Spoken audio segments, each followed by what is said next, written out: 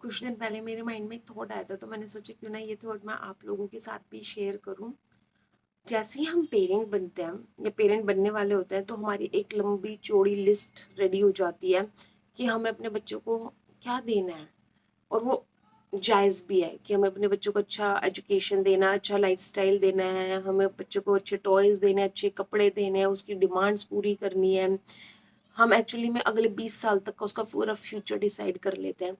लेकिन कभी आपने सोचा है कि ये सब करते टाइम आप एक ना बहुत बड़ी चीज मिस कर देते हैं कि बच्चे को क्या नहीं देना है, क्या नहीं देना है। कभी सोचे इस बारे में?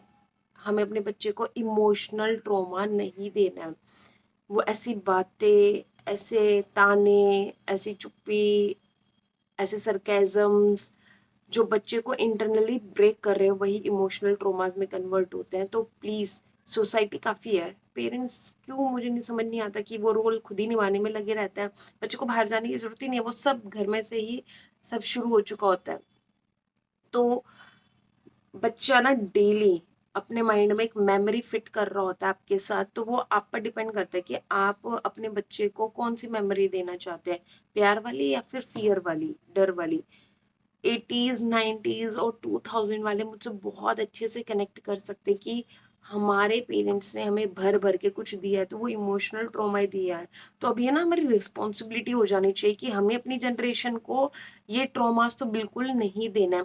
ये सुनने में ना बहुत छोटा सा लग रहा होगा कि इमोशनल ट्रॉमा, आधे से ज्यादा लोगों को पता ही नहीं होगा भाई कितने बड़े बड़े इफेक्ट होते हैं इसकी वजह से, जो मैं आपसे अब डिस्कस करने जा रही हूँ। सबसे पहले बच्चे को, उनका जो ब्रेन डेवलपमेंट होता है ना, वो स्लो हो जाता है, क्योंकि इतना स्ट्रेस, इतनी नेगेटिविटी पूरा टाइम आसपास रहती है।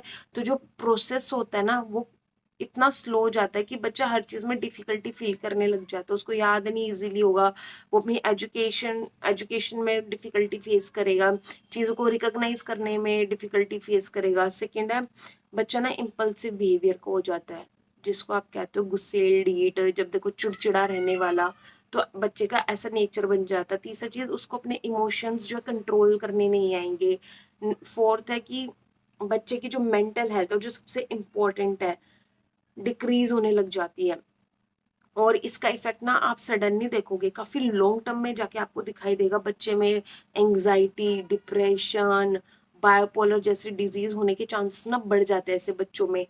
और बच्चे की जो सेल्फ एस्टीम है वो कम हो जाती है, लो हो जाती है, उसको खुद पे कॉन्फिडेंस ही नहीं होता है कि वो कुछ कर सकता है। और एक सबसे बड़ी चीज जो वो अपने टीनेज में और एडल्टहुड में आके सबसे ज्यादा फेस करता है कि उसको ना ट्रस्ट इश्यूज बहुत हो जाते हैं। और ये सब किसकी वजह से होता है? जो बचपन में उसको इमोशनल ट्रॉमास दिए गए हैं।